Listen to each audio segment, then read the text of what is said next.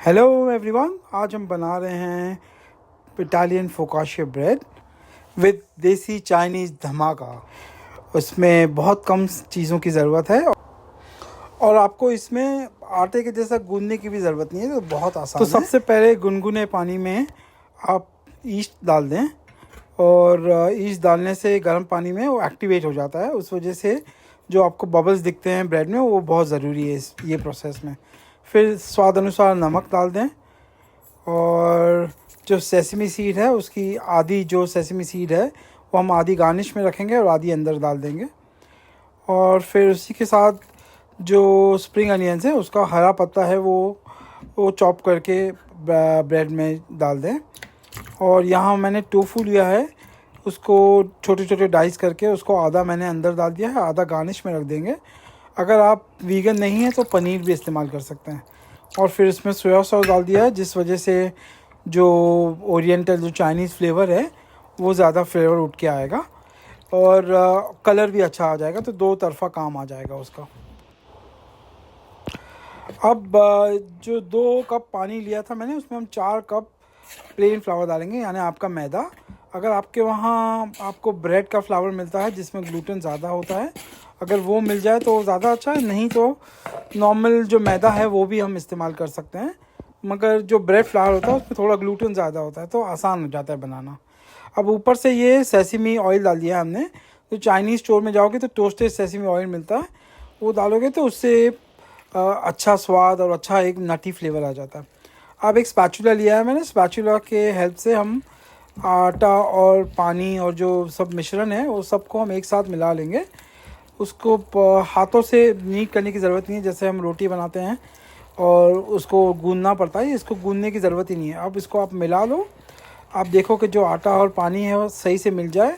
जो साइड में जो भी आटा लगा है वो सब उसको खरीद के उसमें सही से मिला लो, ताकि एक डो सा अच्छा सा डो बन जाए।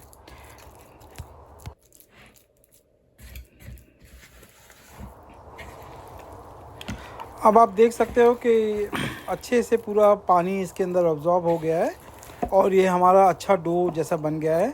और जो साइड में जो बोल की दीवारें हैं वो सब उसमें छूट रही है, यानी आपका डो अच्छे से बन गया है।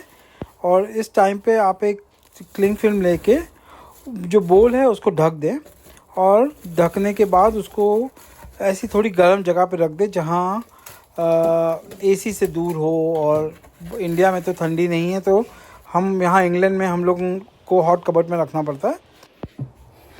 अब आधा घंटा रेस्ट करने के बाद आप देख सकते हैं कि डो अच्छे से प्रूव हो गया है। अब अपनी उंगलियों को थोड़ा पानी से गीला करके आप डो को ऊपर से नीचे लेके आए। इस तरीके से आप जो भी हवा है वो आप उसके अंदर ट्रैप कर रहे हैं। एट द सेम टाइम आप डो को थोड़ा स्ट्रेच कर दोगे तो उसमें ग्लूटेन पैदा होने में ज़्यादा मदद हो जाएगी। अब फिर से उसको आधा घंटा हम ढक के क्लिंग फिल्म में रख देंगे, जहाँ गर्मी हो, जहाँ वो ज़्यादा अच्छा हो, ताकि ईस्ट जल्दी से मल्टीप्लाई हो सके। अब आधे घंटे के बाद और एक आधे घंटे के बाद आप देख सकते हैं कि कितना अच्छे से फूल गया है। और जितना आप उसको रेस्ट करेंगे उतना वो फूलते जाएगा और ईस्ट अंदर मल्टीप्लाई हो रहा है, तो कार्बन डाइऑक्साइड अंदर पैदा हो रहा है, उस वजह से इतने सारे बबल्स अंदर बने जा रहे हैं। अब आप वैसे ही अपना हाथ गीला करके फिर से एक बार नीचे से उठाकर ऊपर उसको फोल्ड कर दें, तो आप जो हवा है बबल्स, उसको हवा के बबल्स आप एक्चुअली अंदर उसको बचा के रखना चाहते हैं, तो इसीलिए ये करना बहुत ज़रूरी है। एट द सेम टाइम आपका जो स्ट्रेच होगा डो, तो उस वजह से जब ओवन में जब आपका डो पकेगा या ब्रेड पकेगा, तो आप जो बड़े बड़े जो बबल्स है वो इस प्रोसेस की वजह से वो ज़्यादा अच्छे बबल्स आपको दिखाई देंगे। अब यहाँ देख सकते हैं आप, इसको और आधा घंटा हमने रखने के बाद कितना ऊपर अच्छे से फ्लफ़ी और फूल चुका है वो, और उसके अंदर बड़े बड़े एयर बबल्स आ चुके हैं। जो आप देखते हो ब्रेड के अंदर जो आपको होल्स है वो इस प्रोसेस की वजह से होते हैं, ताकि आप कैप्चर कर सकें सारे बड़े बड़े होल्स। अब इस बार मैंने एक बेकिंग ट्रे ली है, उसके ऊपर बटर पेपर लगा दिया है ताकि ब्रेड ट्रे पे चिपके नहीं। और फिर उसके ऊपर थोड़ा सा जो ऑलिव ऑयल है वो नीचे डाल दिया। मगर आप चाहिए तो आपका नॉर्मल जो तेल इस्तेमाल करते हैं वो भी डाल सकते हैं, मगर क्योंकि ये फोकाशिया है, इटालियन है, इसीलिए मैंने ऑलिव ऑयल यूज़ किया है। और इसके क्या होगा कि आपका ब्रेड नीचे चिपकेगा नहीं, और एट द सेम टाइम नीचे का जो है बेस वो एकदम क्रिस्पी हो जाएगा।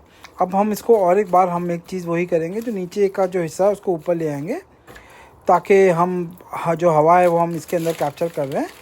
और आप देख सकते हैं कि जो हिस्सा पेपर पे, बटर पेपर पे जो तेल नहीं लगा वो हिस्सा कितना चिपक रहा है। तो अगर आप तेल सही से लगाओगे तो मेरे जैसा ये बटर पेपर पे आपका डो चिपकेगा नहीं। और अगर आपके हाथ पे तेल लगा है तो और भी ज़्यादा अच्छा है, नहीं तो मैंने तो यहाँ सिर्फ पानी का इस्तेमाल किया है और नीचे तो तेल लगा हुआ ही है, तो उस वजह से डो आपका चिपकेगा नहीं। अब जो नीचे का जो स्मूथ हिस्सा है हम उसको पलटा लेंगे, ताकि जो वो नीचे वाला हिस्सा आपका ऊपर हो जाए और ये आपका जो मेन प्रेजेंटेशन वाला हिस्सा है तो ये अच्छा दिखेगा, स्मूथ दिखेगा। अब दोनों हाथ से आप डो को फैला लें और देखें कि जो हर एक कॉर्नर है वहाँ तक आपका डो चला जाए। ये प्रीटी मच तरीका है कि आप डो को सिखा रहे हैं कि किस एंगल में उसको प्रूव होना है और किस एंगल में उसको ऊपर आना है। अगर आप उसको कॉर्नर में सही से रखोगे तो उस हिसाब से आपका जो ट्रे का शेप आपका ब्रेड ले लेगा। और आप चाहते हो कि आपका ट्रायंगल हो तो ट्रायंगल है, ट्रायंगल कंटेनर में डाल दिया, या आपका राउंड है तो राउंड कंटेनर में डालोगे, मगर तरीका वही है। यहाँ मैंने रेक्टेंगल ट्रे लिया तो मैं चारों कोनों में देख रहा हूँ कि डो सही से फैल गया है, और जब वो रेस्ट होके प्रूव होगा तो वो चारों कोनों से एक ही तरह सा फ्लैट हुआ है, तो ताकि हर जगह से इवनली राइज होगा, रादर देन कि कहाँ ज़्यादा फूल गया और कहाँ कम फूल गया। अब हम क्या उसी तरह वापस से हम एक क्लिंग फिल्म से वापस डो को ट्रे में ढक देंगे। इस टाइम पे हम उसको ट्रे में ढक देंगे और उसको वापस हम 20 से आधा घंटा तक, हम 20 मिनट या आधा घंटा में हम उसको सही रेस्ट कर देंगे। हम चाहो तो आप उसको फ्रिज में भी रख सकते हो ओवरनाइट, और फिर नेक्स्ट दिन निकाल के उसको रूम टेम्परेचर पे लेके आओ, और फिर जो उसके नेक्स्ट मेथड आप करना वैसा कर सकते हो। तो आप एक दिन पहले ही बना दो और जब आपके फ्रेंड्स आए तो फिर ये आप दूसरे दिन सुबह निकाल के आपको जो नेक्स्ट चीज़ें करनी है वो उसके बाद भी आप कर सकते हो। अब ये सही से प्रूव हो गया है। आधा घंटा रेस्ट करने के बाद उस पर हमने फिर से थोड़ा तेल छिड़का है, मगर यहाँ अगेन हमने ऑलिव ऑयल छिड़का है क्योंकि उसका टेस्ट ज़्यादा अच्छा होता है। और हम उंगलियों से इसमें छेद कर रहे हैं। उसका रीज़न ये है कि हम चाहते हैं कि इसमें थोड़ा हम उसको पंक्चर कर दें, ताकि ये बड़ा सा लोफ होके नहीं हो जाए, थोड़ा फ्लैट हो जाए। और अगर आप ऐसे ही छोड़ दोगे तो ये बहुत बड़ा ब्रेड लोफ जैसा बन जाएगा, जो हम नहीं चाहते हैं। हम चाहते हैं कि फोकाशिया का जो एक्चुअल शेप है, जिसमें आपको ऐसे उंगलियों के निशान दिखते हैं, वो एग्जैक्टली वैसे ही रहे। अब क्योंकि ये इंडो चाइनीज़ है तो हमने इसमें बचा हुआ स्प्रिंग अनियन और जो स्प्रिंग अनियन की वाइट जो नीचे की डंडियाँ हैं वो सब काट के ऊपर से हमने ऐसे गार्निश कर दिया है। और उसको थोड़ा हल्के हाथों से दबा दें ताकि वो पकने के टाइम पे गिरे नहीं।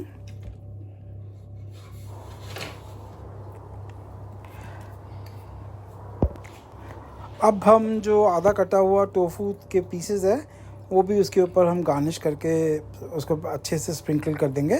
अगर आपको पनीर डालना था पनीर डाल सकते हो जिसी तरह से, या अगर आपको चॉप करके हलूमी चीज़ डालना है तो आप वो भी डाल सकते हो, अपनी मर्ज़ी के ऊपर है आपको जो चाहिए। मैंने यहाँ टोफू लिया है क्योंकि इंडो चाइनीज़ है तो ज़्यादा अप्रोप्रिएट होगा।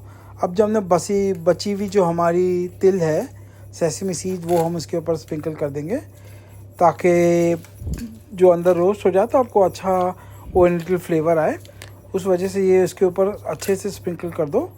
और इस पर आपने एग वॉश नहीं किया है क्योंकि ये वीगन है, मगर आपको एग वॉश करना तो कर सकते हो, तो आपको ज़्यादा अच्छा ऊपर से कलर आ जाएगा ब्रेड के ऊपर, मगर मैंने यहाँ नहीं किया है।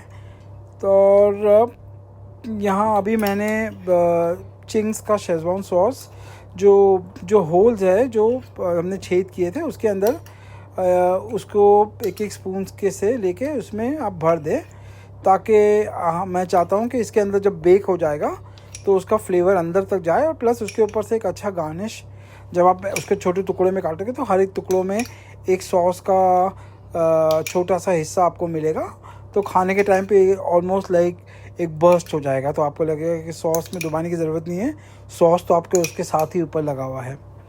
और इसी की तरह आप यहाँ मैंने अलग अलग एक एक इंटरवल के बेसिस पे मैंने सॉस ऊपर डाला है, मगर अगर आपको चाहिए तो आप इसके ऊपर एक बॉटल से में भर के उस पर नोज़ल लगा के आप इसके ऊपर पाइप कर सकते हो।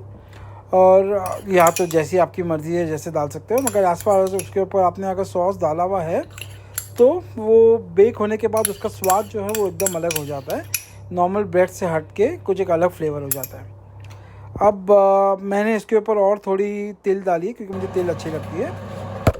अब यहाँ हमने अवन को 180 डिग्री सेल्सियस पे प्री हीट कर दिया है, और प्री हीट होने के बाद हमने ब्रेड को अंदर डाल दिया है और उसको आधे घंटे तक 180 डिग्री सेल्सियस पे हम उसको पकाएंगे। और जब एक देखो ये आधे घंटे के बाद आपको दिख रहा है कि उसका कलर अच्छा आ गया है। अगर आपको कलर और ज़्यादा चाहिए तो आप उसको थोड़ी देर और पका लो। ये सब अवन के साइज़ के ऊपर डिपेंड करता है, हो सकता है आपको कुछ ज़्यादा टाइम लगे। अब यहाँ देखो हमने ब्रेड को निकाल दिया है और उसको 15-20 मिनट रेस्ट किया है। रेस्ट करने के बाद हमने यहाँ सिराचा सॉस लिया है।